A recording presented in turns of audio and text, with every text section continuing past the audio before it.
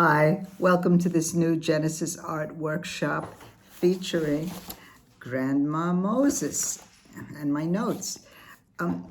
As you could probably guess from my art history background, Grandma Moses stirs up a lot of memories that I have from my days many, many years ago of observing artists, learning about their techniques, and then learning about the mindset behind what they created.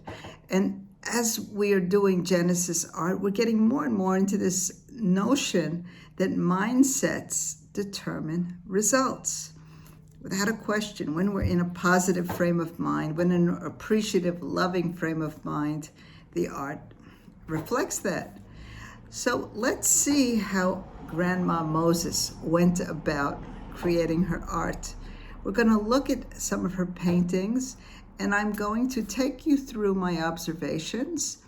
I'm going to point out specific techniques and philosophy that guides her work.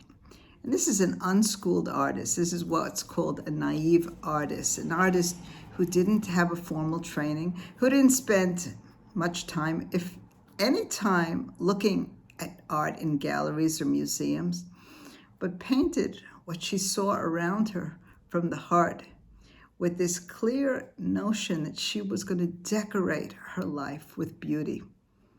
So let's start and see where we go with this.